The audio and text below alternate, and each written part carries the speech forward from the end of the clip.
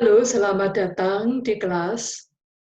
Perkenalkan, nama saya Suster Ines FCJ, Faithful Companions of Jesus. Kali ini saya akan menemani kalian dalam mempelajari bersama satu isu yang sangat dekat dengan kehidupan kita, yaitu seksualitas. Agar kita lebih mudah untuk mempelajarinya bersama, saya akan menggunakan PPT. So I will share screen with you. Tunggu sebentar ya.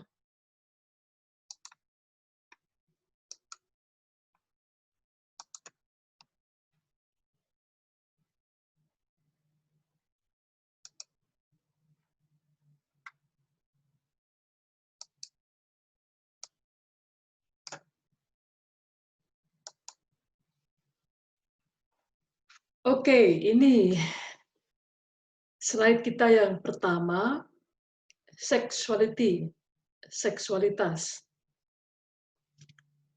Seksualitas tidak pertama-tama terkait dengan aktivitas genital, melainkan terkait juga dengan begitu banyak hal. Di dalam gambar ini ada couple, gender, relationship, identity, church, behavior, love, society, orientation, family, God, dan sebagainya itu. Ada bermacam-macam hal. Pada bagian pertama penjelasan tentang seksualitas, kalian sudah belajar mengenai istilah-istilah dalam seksualitas. Ada orientasi seksual, ada gender identity, dan mengenai hal-hal yang lain. Seksualitas bukan hal yang tabu, apalagi jorok, melainkan sesuatu yang indah dan bermutu untuk dibicarakan. Saya berharap kalian mulai mampu membicarakan seksualitas secara terbuka dan merasa nyaman dengan itu. Seksualitas tidak semata-mata terkait dengan hubungan seks atau aktivitas genital. Itu hanya salah satu saja unsur seksualitas. Seksualitas terutama berkaitan dengan bagaimana kita hidup dan berelasi dengan diri sendiri, dengan sesama, dengan ciptaan yang lain, dan tentu saja dengan Allah Sang Pencipta. Seksualitas itu energi atau api yang menggerakkan hati kita, budi kita, dan raga kita untuk bertindak. Misalnya, seorang seniman sanggup berjerih payah untuk akhirnya menghasilkan kreasi karena energi seksualitas dalam dirinya. Atau barangkali kita bisa menjumpai seorang ibu yang sanggup untuk berjerih payah, berlelah-lelah, mencari nafkah demi anak-anaknya. Mereka bisa melakukan itu karena ada api dalam dirinya, ada passion, ada cinta. Api itu menghasilkan gairah dan kreativitas. Terkait dengan seks, di sekitar kita ini ada banyak pendapat. Ada yang mengatakan bahwa seks itu begini atau begitu. Mesti begini atau mesti begitu. Kita bisa terombang-ambing atau bingung dengan pendapat atau ajaran atau argumen-argumen itu. Lalu kita harus memilih yang mana. Nah, agar dapat memilih yang mana, memilih yang benar, kita mesti mengetahui fondasinya atau dasarnya. Kalau rekan-rekan ingin membangun rumah, maka penting untuk memperhatikan dasarnya. Nah, sama dengan itu, kalau kita mau atau kita ingin bisa membuat pilihan yang benar terkait dengan seksualitas, kita perlu untuk memahami fondasinya atau dasarnya. Untuk itu kita akan belajar dari Paus Fransiskus dan Paus Yohanes Paulus II. PPT yang saya siapkan ini bahan dasarnya adalah bahan bikin moral sanata dharma, lalu dikembangkan di sana-sini. Kami memasukkan dua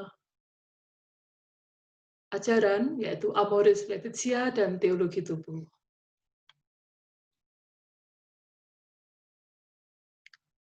Kalau kita membicarakan seksualitas, kita bisa memulainya dengan 3 pertanyaan mendasar. Apa yang sedang terjadi? Mengapa bisa terjadi? Lalu apa yang harus kita lakukan? Apa yang sedang terjadi di sekitar kita?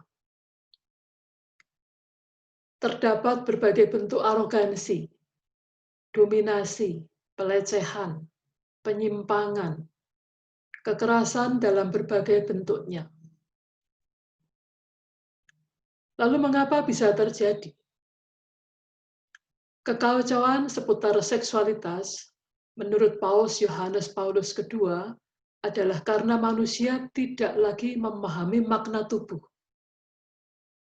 Manusia itu tubuh, jiwa, bukan tubuh dan jiwa, melainkan itu satu kesatuan. Yang nampak satu sama lain adalah tubuhnya. Lalu apa yang harus kita lakukan? Yohanes Paulus II mengajak kita untuk kembali pada pemaknaan tubuh sebagaimana Allah menghendakinya. Melihat tubuh, melihat Allah.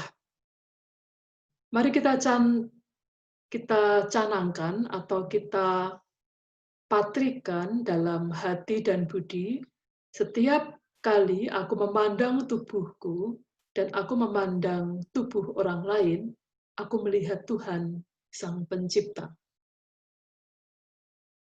Bagaimana bisa begitu? Paus Yohanes Paulus II mengajak kita untuk mencermati dinamika kisah manusia dalam kitab suci, khususnya dalam kitab Kejadian. Ada 3 fase. Yang pertama adalah manusia asali, yang kedua manusia jatuh dalam dosa, dan yang ketiga manusia yang diselamatkan. Mari kita pelajari satu persatu.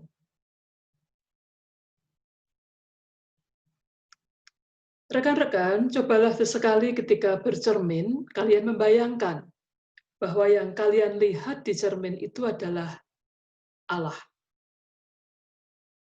Bagaimana mungkin kita adalah pantulan Allah? Memang begitulah maksud Allah pada awal ketika Ia menciptakan manusia. Ketika Ia menciptakan saya dan kamu.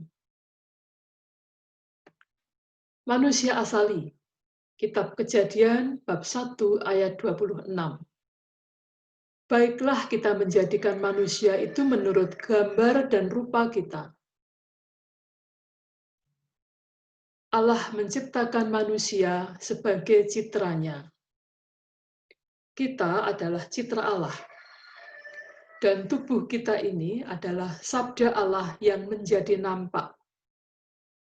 Kitab suci menceritakan, ketika sabda ini diucapkan, maka muncullah tubuh lelaki dan tubuh perempuan. Maka dengan itu, kita memahami bahwa setiap tubuh adalah sabda yang menjadi nampak. Dan dengan tubuh itu, manusia saling mengungkapkan diri, saling mencintai. Lalu berikutnya adalah manusia yang jatuh dalam dosa. Kitab Kejadian bab 3 ayat 1 sampai 6. Ular menggoda perempuan, perempuan tergoda, dan ia juga mengajak suaminya ikut serta masuk dalam godaan itu. Manusia mulai mengambil dan merampas yang bukan haknya. mereka mulai saling curiga dan menyalahkan. Kalau dalam bagian pertama, dengan tubuh manusia saling mencintai, maka pada situasi jatuh dalam dosa, dengan tubuh manusia saling menyakiti. Cukup jelas pada saat ini maraknya atau kuatnya mentalitas pakai dan buang. Pada masa sekarang, seksualitas lebih dikuasai oleh mentalitas pakai dan buang. Tubuh pihak lain sering dipandang sebagai objek yang akan dipakai sejauh tubuh itu memberikan kepuasan, lalu dibuang atau disingkirkan atau ditinggalkan setelah tidak lagi memberi manfaat. Ibu Teresa dari Kalkutta menjelaskan bahwa lawan dari cinta atau loving bukanlah membenci, melainkan menggunakan atau using. Apa saja ya yang bisa dimanfaatkan dari orang lain? Bisa tubuhnya, uangnya, kepandaiannya, kepolosannya, tenaganya, kebaikan hatinya, dan yang lain-lain. Fokusnya adalah diri sendiri dengan mengambil manfaat dari orang lain. Pernahkah kalian melihat model pacaran yang ada unsur memanfaatkan di dalamnya? Beberapa fakta akibat mentalitas menggunakan. Pornografi semakin marak. Demikian juga dengan aborsi. Masturbasi tak lagi menimbulkan bahkan rasa salah. Dianggap hal yang biasa-biasa saja. Bahkan ada yang mengatakan bahwa itu menyehatkan mental dan spiritual. Juga ada perdagangan orang yang makin marak. Seks sebelum pernikahan di antara orang muda lama-lama makin biasa. Perselingkuhan meningkat, terjadi pelecehan baik fisik, verbal, dan mental. Juga terdapat mentalitas anti kelahiran. Terkait dengan diri sendiri, kita melihat fenomena orang-orang yang bekerja atau belajar tanpa memperhatikan kesehatan diri, atau penggunaan narkoba, obat-obatan yang bisa merusak tubuh. Tidak mencintai diri sendiri. Itu adalah salah satu mentalitas menggunakan. Tubuh dipergunakan atau dimanfaatkan sedemikian rupa seolah-olah kuda beban.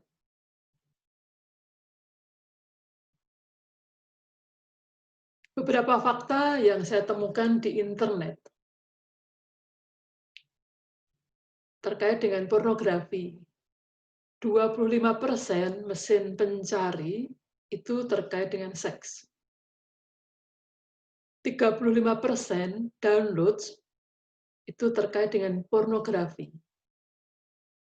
Setiap detik ada 28.000 lebih pengguna yang sedang menonton pornografi. Setiap detik uang yang digunakan untuk pornografi lebih dari 3.000 US dollar. Lalu setiap hari 37 video pornografi diproduksi di Amerika Serikat. Ada permintaan, maka ada penawaran. Dua-duanya saling berkorelasi. Berikutnya terkait dengan aborsi, WHO mencatat bahwa setiap tahun di dunia terdapat 40-50 juta aborsi. Kurang lebih 125.000 janin diaborsi setiap hari.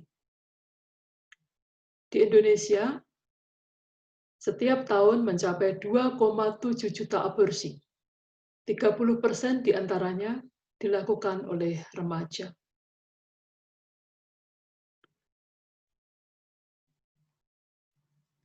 Dinamika yang ketiga adalah manusia yang diselamatkan. Manusia itu makhluk yang menyejarah.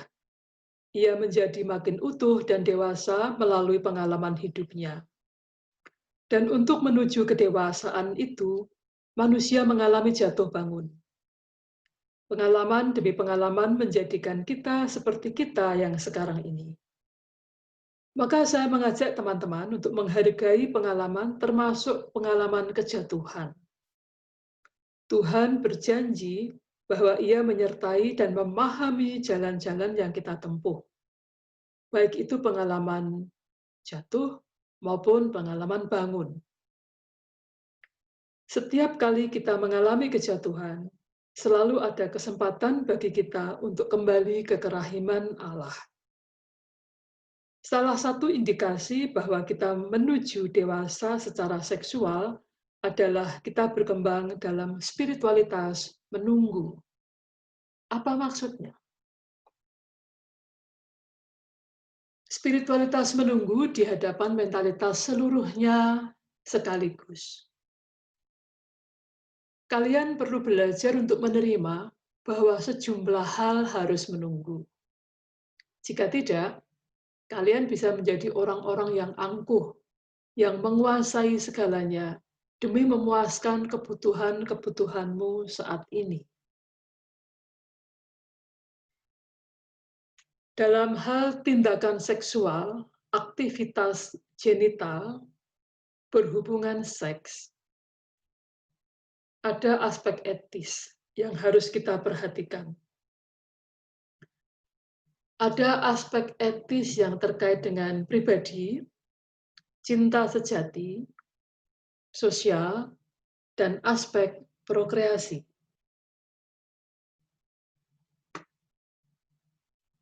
Aspek etis dalam elemen pribadi, dalam aspek pribadi. Apakah dengan tindakan seksual itu aku menjadi pribadi yang semakin mengasihi, menjadi pribadi yang semakin bebas dan bertanggung jawab? Apakah aku bebas dari ketakutan, kekhawatiran, kecemasan, kemarahan? Apakah aku semakin mendekati panggilanku sebagai citra Allah? Dan yang utama dalam hal ini adalah belas kasih.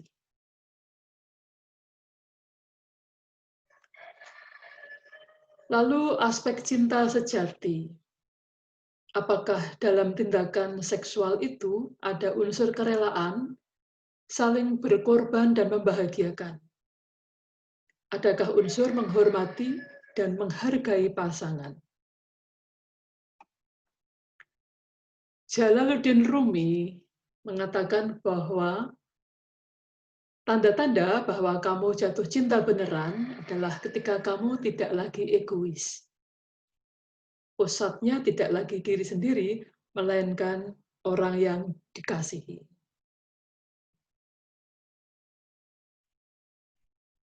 Yang ketiga adalah aspek sosial. Apakah dalam aktivitas seksual itu ada unsur mengarahkan diri kepada orang lain, ataukah hanya demi kepuasan diri sendiri? Apakah masyarakat dilibatkan sehingga hak dan kewajiban masing-masing mendapatkan kepastian? Lalu aspek etis dalam tindakan seksual yang terakhir adalah aspek prokreasi. Apakah dalam tindakan itu aku terbuka terhadap datangnya keturunan? Apakah aku mampu mempertanggungjawabkan akibat tindakan itu? Persis, ini berkebalikan dengan tren masa kini yang anti kelahiran.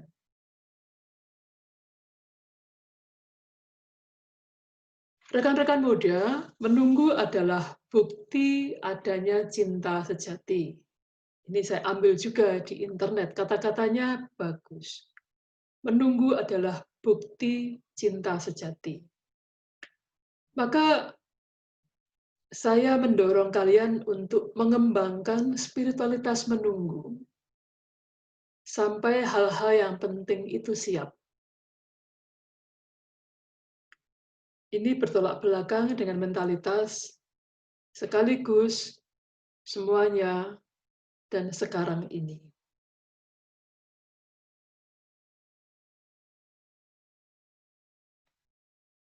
Paulus kedua menjelaskan bahwa jika masing-masing pihak dalam pasangan memikirkan dan melakukan hanya satu hal, yakni memberikan diri 100% kepada pasangannya, maka betapa membahagiakan relasi itu. Tidak perlu ia memikirkan menerima apa atau berapa, sebab sudah dengan sendirinya ia akan menerima dari pasangannya 100% pemberian total. Hukum ekonomi take and give diganti dengan give and receive.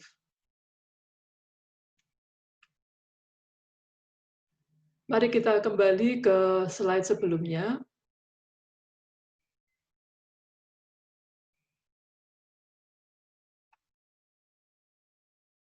Tindakan seksual tidak hanya bersifat rekreatif atau unitif saja, melainkan juga harus terbuka pada prokreasi, pada keturunan. Keterbukaan pada dimensi rekreatif, unitif, dan prokreatif harus ada dalam tindakan seksual.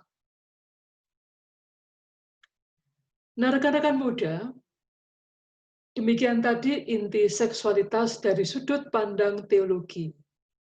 Semoga rambu-rambu ini memberi arah ketika di luar sana kalian bertemu dengan berbagai aturan, norma, anjuran, atau gagasan. Tubuhmu, tubuh orang lain, setiap tubuh adalah sabda Allah yang nampak, adalah citra Allah. Mari kita memperlakukannya penuh hormat dan belas kasih. Lalu yang terakhir, saya ingin membaca Mazmur 139 sebagai penutup dari sesi ini. Silakan teman-teman menyimak, dan seandainya ada kata, entah satu atau dua kata, atau satu kalimat, yang berbicara secara lebih kepadamu saat ini, nanti silakan berhenti di situ.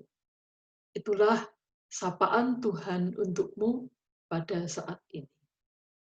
Mari kita hening sejenak. Tuhan, Engkau menyelidiki dan mengenal aku. Engkau mengetahui kalau aku duduk atau berdiri. Engkau mengerti pikiranku dari jauh. Engkau memeriksa aku kalau aku berjalan dan berbaring. Segala jalanku kau maklumi. Sebab sebelum lidahku mengeluarkan perkataan, sesungguhnya semuanya telah kau ketahui ya Tuhan. Dari belakang dan dari depan engkau mengurung aku, dan engkau menaruh tanganmu ke atasku. Engkaulah yang menenun aku dalam kandungan ibuku. Aku bersyukur kepadamu oleh karena kejadianku dahsyat dan ajaib. Ajaib apa yang kau buat, dan jiwaku benar-benar menyadarinya. Kemuliaan kepada Bapa dan Putra dan Roh Kudus, seperti pada permulaan, sekarang, selalu, dan sepanjang segala abad. Amin.